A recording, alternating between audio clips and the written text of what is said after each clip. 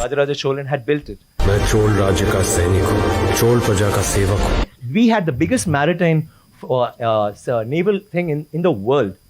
And it went all the way to Bali, all the way to Malaysia, and went till we sent emissaries to China. And you know what was the superpower doing then? America hadn't been discovered by Columbus till 500 years later.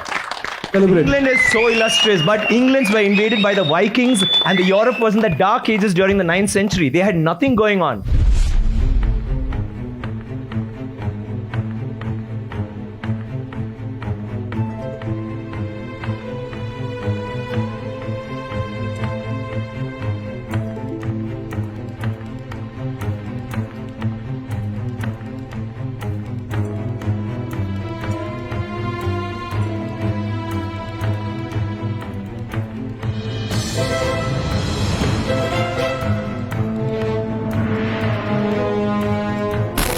We all talk about the pyramids and how could they have possibly built it? How did they do it so many years ago? But do you know that in India, we have so many temples, but the one with the highest Gopuram is there in Tanjavur, which is where the Chola dynasty had happened, and his role, Rajaraja Cholan, had built it. That particular temple has the highest Gopuram in the whole world.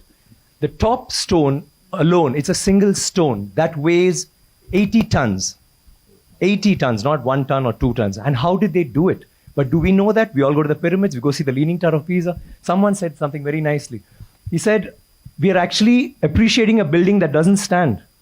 It's falling over and wow, let's take a picture, let's take a selfie, and we're getting excited. But we have temples today that stand and they didn't use plaster. Do you know that for this particular stone, they had to use a ramp, which was 6 kilometers long, which was pulled by bulls, elephants, and people. 6 kilometers long to get it up there, without any machinery, without any cranes, without anything. And they didn't have plaster. It's withstood 6 earthquakes. You know what happens when an earthquake comes? Without plaster. What they have done is they have an outer wall. Then inside that, they have a corridor of 6 feet, which is an open, just a corridor. And then they have another structure inside, which goes all the way to the top, which is why they can withstand earthquakes, which is why they stood so long.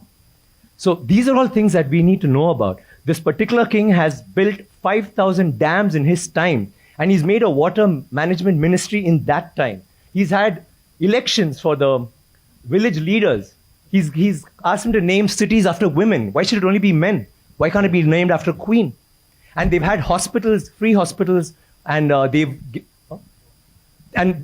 he actually brought loans. I mean, he used to give loans. He used to help people get dignity, not just throw money around. So this is something that's so illustrious. And this happened in the 9th century. I'm sorry, I'm taking so much time. It happened in the 9th century when the rest of the world, you talk about superpowers today, the 9th century, all this happened when we had the biggest maritime naval thing in the world. And it went all the way to Bali, all the way to Malaysia, and went till we sent emissaries to China.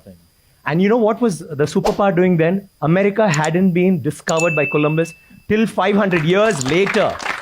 So think about our culture, think about how advanced we were. We need to be proud of this. It's nothing to do with North India, South India, West India, East India. It is, we are Indians. And we need to feel proud about that. And England is so illustrious, but Englands were invaded by the Vikings, and the Europe was in the dark ages during the 9th century. They had nothing going on. So don't you think we should celebrate history? Absolutely, absolutely.